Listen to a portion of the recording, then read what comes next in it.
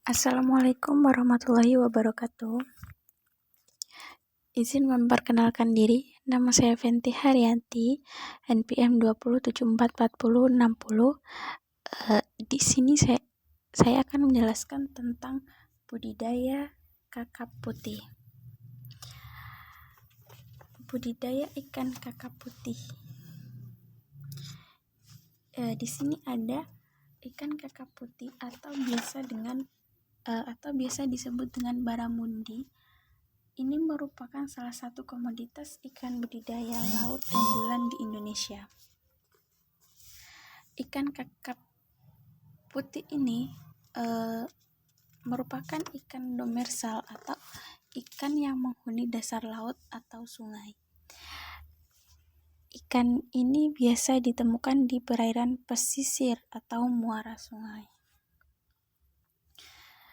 Nah, ikan kakap putih ini dapat beradaptasi pada salinitas yang lebih rendah dan toleransi terhadap salinitas 0-40 ppt.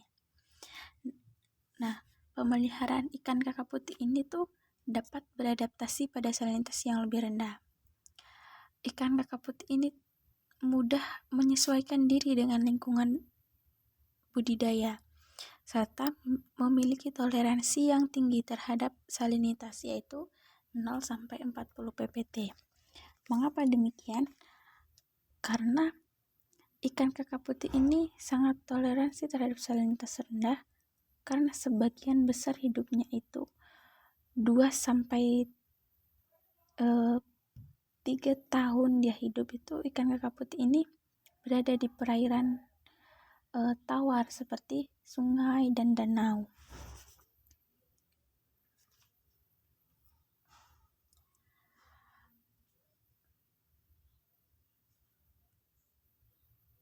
Nah, selanjutnya ada persiapan di keramba jaring apung. Persiapan yang harus kita lakukan saat kita budidaya ikan kakap putih di keramba jaring apung. Yang pertama yang harus disiapkan adalah keramba jaring apung dan jaring. Yang pertama itu ukuran bingkai keramba minimal 3x3 meter, dan untuk bahannya itu bisa berupa dari kayu. Bahannya bisa berupa dari kayu, galvanis, besi, atau HDPE. Nah, untuk pelampung sendiri itu bisa menggunakan drum plastik atau styrofoam seperti yang ada di gambar tersebut. Nah, selanjutnya ada jaring yang harus kita persiapkan. Untuk ukuran jaringnya itu minimal 3x3x3 meter dan terbuat dari polietilen. Nah, untuk mata jaringnya itu minimal -1 inci. Untuk ukuran benangnya itu diameter 15 pada masa penggelondongan. Jika sudah lewat dari masa penggelondongan, diameternya akan semakin lebih besar. Jadi selanjutnya ada pergantian jaring. Nah, pada saat pergantian jaring ini bisa dilakukan minimal 2 minggu sekali. Selanjutnya ada persiapan benih. Yang pertama itu ada ukuran benih. Kalau untuk ukuran benih yang biasa ditepar di KJA itu untuk ukuran 15-20 gram untuk bobotnya, dan untuk panjangnya itu 10-12 gram. Kenapa segitu ukurannya? Supaya meningkatkan keluasan hidupnya dan memperpendek masa panen. Selanjutnya ada penebaran benih. Yang pertama ada aklimatisasi. Kenapa harus diaklimatisasi? Agar ikan dapat beradaptasi dengan lingkungan baru. Nah, proses aklimatisasi ini sendiri sebaiknya itu dilakukan pada pagi atau sore hari. Nah, prosesnya ini, bagaimana prosesnya? Prosesnya ini, misalkan benih dari darat diangkut menuju KJA atau keramba.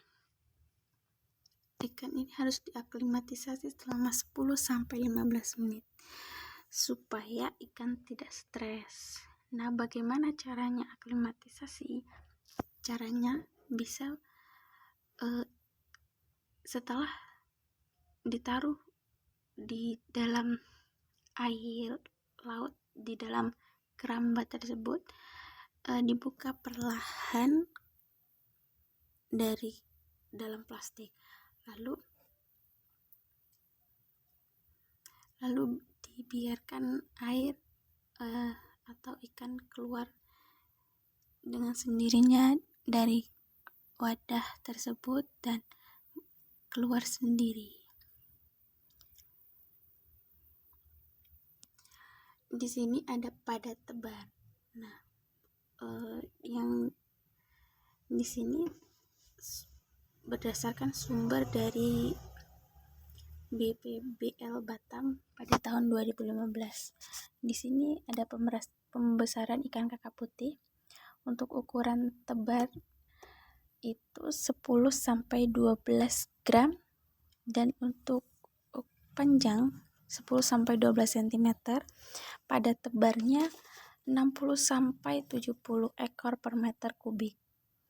Dan untuk ukuran 40-50 gram dengan panjang 14-15 cm, pada tebarnya 50-60 ekor per meter kubik. Dan untuk ukuran 75-100 gram dengan ukuran 17-20 cm, pada tebarnya 40-50 ekor per meter kubik. Selanjutnya untuk ukuran 150-200 gram dengan panjang 20-25 cm dengan pada tebar 25-30 cm. Dan untuk bobot 300-500 gram dengan ukuran 25 cm pada tebarnya 10-20 ekor per meter kubik. Selanjutnya ada pemeliharaan ikan. Yang pertama ada manajemen pakan. Untuk pemberian pakannya itu, untuk ikan kakap putih bisa menggunakan ikan rucah berupa ikan segar atau pelet komersial. Untuk ikan rucahnya ini ikan segar yang habis ditangkap dari alam. Cara pemberiannya bisa ikannya itu dipotong-potong atau dibersihkan, dibuang bagian ekor dan kepala, dan isi perut dibuang. Lalu dipotong kecil-kecil sesuai ukuran mulut pada ikan kakap tersebut. Dan pelet komersial ini dengan dosis pakan bobot kurang dari 100 gram, berkisar 5-10% dari total berat. 3-5% dari total berat untuk ikan berbobot lebih dari 100 gram. Nah, yang kedua ada aplikasi probiotik, vitamin, dan multivitamin. Bisa ditambahkan probiotik, vitamin, dan multivitamin. Yang ketiga ada sampling dan grading. Sampling adalah pengambilan secara acak minimal 5-10% dari populasi. Grading itu adalah penyeragaman ukuran ikan dengan cara memilah-milah berdasarkan ukuran, berat maupun panjang. Selanjutnya ada pengendalian hama dan penyakit. Pengendalian yang pertama ada kualitas air. Kualitas air yang harus diukur adalah salinitas, pH, suhu, DO, amoniak, dan lain sebagainya. Nah, selanjutnya ada pengendalian hama dan penyakit. Adapun tindakan pencegahan yang dilakukan antara lain, yang pertama itu melakukan pergantian dan pencucian jaring secara rutin, atau bisa dilakukan pergantian jaring selama 2 minggu sekali. Nah, yang kedua ada pengaturan pada tebar yang sesuai dengan ukuran ikan. Karena kepadatan yang tinggi, karena jika kepadatannya semakin tinggi, maka ikan akan stres dan mudah terserang penyakit. Dan yang ketiga ada pemberian pakan yang optimal, baik jumlah maupun nutrisinya. Jadi kita harus memberikan pakan yang optimal. Misalnya untuk kakap sehari 2 kali di pagi dan sore. Jadi kita harus konsisten atau harus setiap hari harus memberi makan 1 hari 2 kali. Biasanya kalau untuk di pagi hari itu dari jam 8 sampai jam 9. Kalau di sore hari jam 4 sampai jam 5 sore. Nah, yang selanjutnya ada perendaman ikan dengan air tawar dan pemberian antiseptik sesuai dengan dosis apabila terdapat ikan yang sakit. Nah, perendaman ikan dengan formalin teknis 60% dengan dosis 100 sampai 150 ppm. Ada penambahan vitamin C, multivitamin, dan probiotik pada pakan. Selanjutnya, tidak membuang sampah organik di sekitar lokasi budidaya, karena dari sampah tersebut tuh bisa mencemari KCA lainnya, jadi bisa menyebabkan ikan sakit begitu. Selanjutnya yang ketiga ada pengobatan penyakit ikan. Penyakit yang menyerang pada ikan kakap putih yaitu penyakit yang disebabkan oleh bakteri, parasit, dan virus. Untuk jenis obat yang sering digunakan adalah antiseptik dan antimikroba yang direkomendasikan dari Kementerian KKP. Nah, di sini ada proses pemanenan. Proses pemanenan sebaiknya dilakukan pada pagi atau sore hari untuk mengurangi stres selama pemanenan. Adapun alat dan bahan yang digunakan itu alat panen untuk ikan konsumsi berupa scope net. Untuk pengangkutan ikan sistem hidup atau terbuka itu bisa dilakukan secara langsung, menebar ikan konsumsi ke polka yang tersedia udara mengalir sehingga kualitas udara tuh dapat terjaga dengan baik selama proses transportasi atau proses perjalanannya.